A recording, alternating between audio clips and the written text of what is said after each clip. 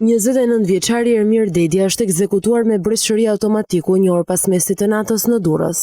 Mësohet se njeriu ishte duke lëvizur në këmbë pranë qendrës shëndetësore në lagjen 18 të qytetit Bregdetar kur u qellua me armë. Autorët janë larguar menjëherë nga vendi i ngjarjes, ndërsa njeriu humbi jetën teksa po dërgohej me auto ambulancë në spital. Dyshimet e para janë për një atentat të organizuar, ku besohet se një person ka mbajtur në vëzhgim lëvizjet e viktimës e më pas ka njoftuar agresorët. Të shtënat kanë qenë në breshëri, ku disa plumba kanë kapur viktimën e po ashtu edhe qendrën shëndetësore. Për shkak edhe se në ato kohë nuk ka pasur lëvizje, nuk janë raportuar të plagosur. Për të zbuluar më shumë, policia dhe prokuroria kanë marrë pamjet e kamerave të sigurisë, por dhe kanë marrë në pyetje dëshmitar të rastit, ndërsa po punohet për të shkuarën e tij si dhe konfliktet që mund të ketë pasur së fundi. Dedja është personazh i njohur për policinë, ku në vitin 2017 është ndaluar pasi ka ndihmuar Nureddinin për t'u fshehur drejtësisë, pasi kishte plagosur me pistolet në këmbë një 25 vjeçar në Shijak. Në atë kohë, u tha se shkak ishte bërë një konflikt banal.